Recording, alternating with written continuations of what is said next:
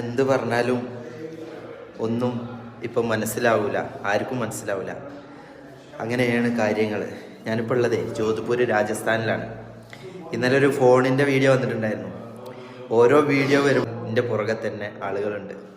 ഇന്നലത്തെ വിവാദം സത്യത്തിൽ മനസ്സിലാക്കുന്നവർക്ക് മനസ്സിലാക്കാം, അല്ലാത്തവർക്ക് തെറി വിളിച്ചിങ്ങാണ്ട് പോകാം. അതിനു മുമ്പ് ഞാനൊരു കാര്യം പറയട്ടെ. ഞാനൊരു BJP കാരനുമല്ല. നിങ്ങൾ എന്നെ BJP കാരാക്കാൻ ശ്രമിക്കുന്നുണ്ടെങ്കിൽ അത് നിങ്ങളും റബ്ബുമായിട്ടായിക്കോളി.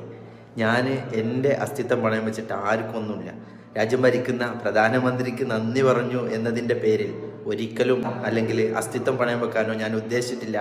എന്നെ അങ്ങനെ ഉദ്ദേശിപ്പിക്കാൻ നിങ്ങൾ ആഗ്രഹിക്കുന്നുണ്ടെന്നുണ്ടെങ്കിൽ നിങ്ങളുടെ റബ്ബും നിങ്ങളും തമ്മിലായിട്ടാവുക. എൻ്റെ റബ്ബും ഞാനും തമ്മിലുള്ളത് ഞങ്ങളായിക്കോളാം.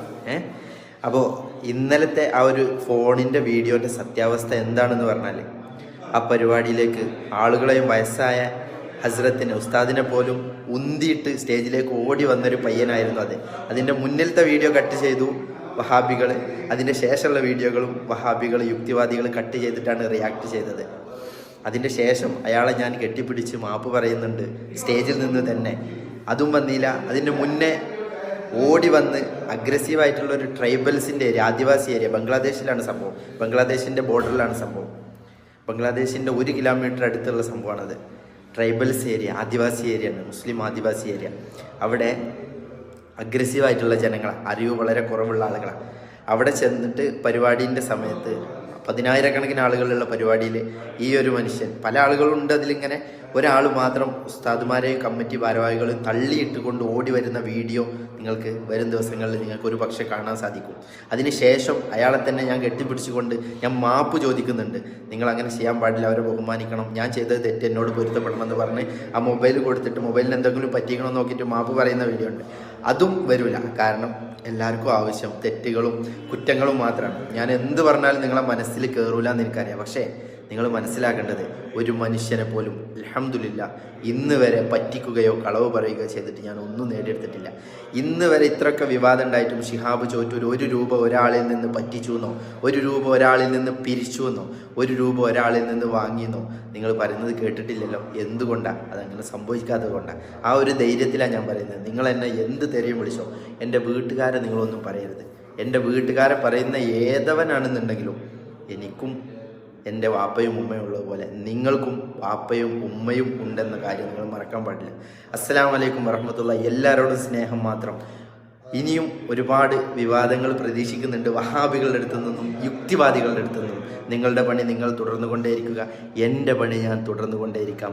ഞാനൊരു ഔലിയല്ല, ഞാനൊരു പണ്ഡിതനല്ല, ഞാനൊരു ആലിമല്ല, ഒന്നുമല്ല. സാധാരണക്കാരനായ ഒരു മനുഷ്യൻ. ഞാൻ ചെല്ലുന്നിടത്ത് ഈ ഇൻസ്റ്റഗ്രാമിൽ നിങ്ങൾ പറയുന്നത് പോലെ യൂട്യൂബ് ഹാജി ആയിട്ടോ എന്തോന്നറിയില്ല, നിങ്ങൾ പറഞ്ഞ അങ്ങനെ ആക്കിയതല്ലേ, അതായിക്കോട്ടെ, അത് നിങ്ങളും റബ്ബും. അതുകൊണ്ട് കുറച്ച് ആളുകൾ കൂടുന്നുണ്ട്, അറിവില്ലാത്ത ഒന്നുമില്ലാത്ത ഭക്ഷണം പോലും കഴിക്കാത്ത ആളുകളിലേക്ക് അന്നം എത്തിക്കാൻ കഴിയുന്നുണ്ട്. ഒരാളുടെ കയ്യിൽ നിന്ന് 1 രൂപ പിരിച്ചിട്ടല്ല, എൻ്റെ സമ്പത്ത് കൊണ്ട്, എൻ്റെ പൈസ കൊണ്ട്. എന്നെ സ്നേഹിക്കുന്ന ആളുകൾ എനിക്ക് തരുന്ന ആ ഒരു ചെറിയ തുച്ഛമായ പൈസ ഞാൻ അവർക്ക് വേണ്ടി ചിലവഴിക്കുന്നു. നിങ്ങൾ എന്തോ പറഞ്ഞോളി. അന്ന് ആ സ്റ്റേജിൽ മലയാളികളായ ഉസ്താദുമാരുണ്ട്, അവർ കണ്ടിട്ടുണ്ട്. നിങ്ങൾ എനിക്ക് വിലയിടുമ്പോൾ ആഖിറത്തിൽ ഒരുപക്ഷെ നമ്മൾ ഒന്ന് നേരിടേണ്ടി വരും തീർച്ചയായിട്ടും. എൻ്റെ അടുത്ത് ഒരു സാധാരണക്കാരനായതുകൊണ്ട് സംഭവിക്കുന്ന ഇങ്ങനത്തെ ചില ചെറിയതും വലുതുമായ കാര്യങ്ങളൊക്കെ നിങ്ങൾ ഉണർത്തി തരുന്നത് കൊണ്ട് എനിക്കെൻ്റെ ജീവിതത്തിൽ അത് പകർത്താനും അത് പിന്തുടരാനും സാധിക്കും. അള്ളാഹു എല്ലാം പൊരുത്തപ്പെട്ട് തരട്ടെ. ഒന്നും അറിയില്ലാത്ത ഒരാളല്ലേ ഞാൻ.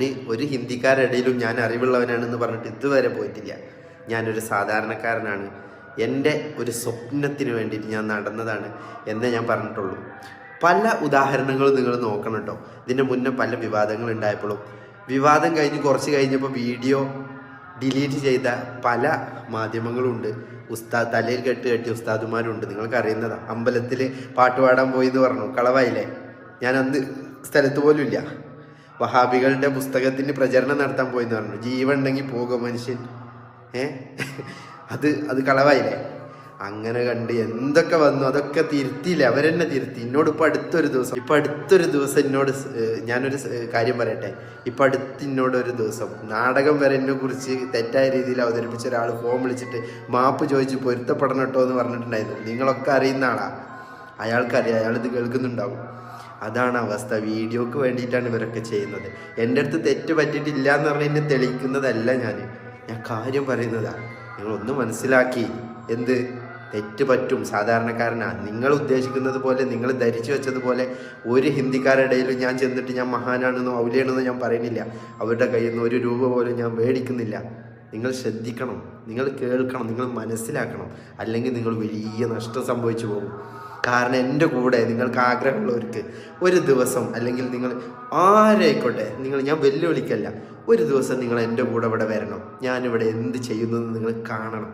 എന്നിട്ട് നിങ്ങൾക്ക് തോന്നും, അപ്പോൾ ഇതാണില്ലേ ഇവിടുത്തെ അവസ്ഥ എന്ന്. അത് സത്യമാണ്. നിങ്ങൾക്ക് എന്ത് പറഞ്ഞിട്ട് നിങ്ങൾ വീഡിയോ ചെയ്തോളി, എന്ത് പറഞ്ഞിട്ട് നിങ്ങൾ പൈസ ഉണ്ടാക്കിക്കോളി.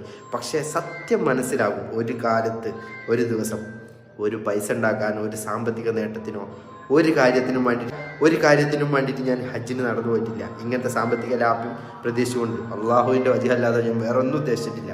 അസ്സലാമു അലൈക്കും വറഹ്മത്തുള്ളാഹി. എല്ലാവരോടും സ്നേഹം.